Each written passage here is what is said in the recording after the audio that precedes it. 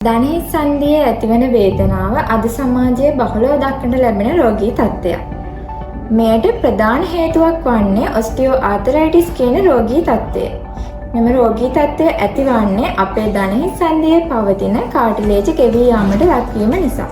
මේ හේතුවෙන් ධනහිස් සංදියේ පවතින සුමටභාවය අඩු වී ඔබ චලන සිදු කිරීමේදී ඔබට අධික වේදනාවක් ඇතිවීම වගේම ධනහිස් සංදියේ තදගතියක් ඇති වෙන්න පුළුවන්. ඔබගේ වයස, අධික තරබාරකම, ඔබගේ රැකියාව, ධනහිසට සිදු වූ අනතුරු වගේම ධනහිස ඕවර්යූස් වීම මෙම රෝගී තත්ත්වය ඇතිවීමට බලපාන ප්‍රධාන හේතු ලෙස අපට ගත හැකියි. ඔබ මේට නිසි ප්‍රතිකාරකම් සිදු නොකළහොත් මේ තත්ත්වය උත්සන්න වී ඔබගේ ධනහිස් සංදිය ඉදිමීමට ලක්වීම, ධනහිස් සංදිය ඇතිවීම වගේම ඔබ ඇවිදින රටාව පවා වෙනස් වෙන්න පුළුවන්. මෙම රෝගී තත්ත්වය උත්සන්න වුවහොත් ඔබට පසු කාලීනව නී රීප්ලේස්මන්ට් සර්ජරි එකකට පවා යාමට සිදු වෙනවා. මේ සුවකර ගැනීමට වඩාත්ම සුදුසු වන්නේ බෞද්ධ චිකිත්සක ප්‍රතිකාරයි.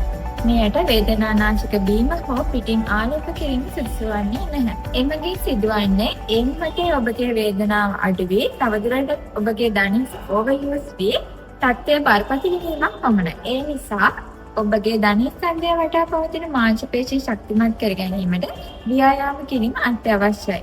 ඒ වගේම ඔබ අධික තරබාර පුද්ගලයෙක් නම් ඔබගේ ඇඟේ බර අඩු කර ගැනීමටද ව්‍යායාම සිදු කළ යුතු වෙනවා. මෙම රෝගී තත්ත්වය පාලනය කර ගැනීමට PRP වැනි ප්‍රතිකාර ක්‍රමද ඔබට යොදාගත හැකියි.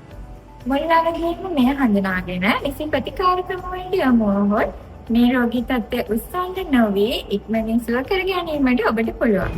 ඉහත සඳහන් කළ සියලුම ප්‍රතිකාර ක්‍රම ඔබට අප සෙන්ස් රෝහලෙන් ලබාගත හැකියි. ඉතින් ඔබත් ධනහිස් වේදනාවෙන් පීඩා විඳිනවා නම් අදම අප සෙන්ස් රෝහල හා සම්බන්ධ වන්න.